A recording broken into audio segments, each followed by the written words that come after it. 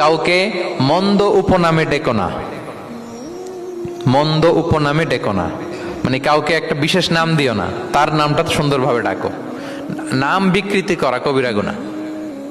নাম আপনি বলুন হুজুর এটা একটা কথা হইলো, নাম বিকৃতি করছি তো কি হয়েছে? এটা আপনার কাছে সমস্যা নাই।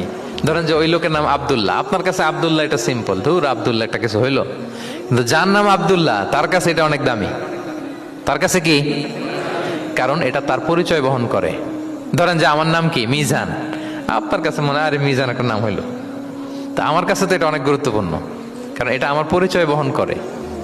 এই নামে মানুষ আমাকে ডাকে, ফলে এটা আমার খুব আদরের, আমার কাছে বড্ড যত্নের, দরদের নামটা। আপনার কাছে নাও হইতে পারে।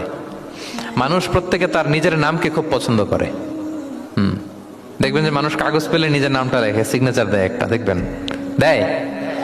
এরপর দেখবেন যে সি বিচে ঘুরতে গেলে বালুর মধ্যে নিজের নামটা লিখে, দেখবেন লিখে। শুধু তাই না, লিখে আবার একটা লাভ আঁকে, লাভ চার দিকে আঁকে। কেন আঁকে? কারণ এই নামটা সে পছন্দ করে অনেক, এটা তার কাছে গুরুত্বপূর্ণ, আপনার কাছে নাও হতে পারে। এজন্য প্রত্যেকের নামটা তার কাছে খুব আদরের, যত্নের। তার নামটা আপনি সুন্দরভাবে বলবেন, নাম আপনি বিকৃত করতে পারবেন না। এটা কি গুনাহ? সগীরা কবিরা গুনাহ।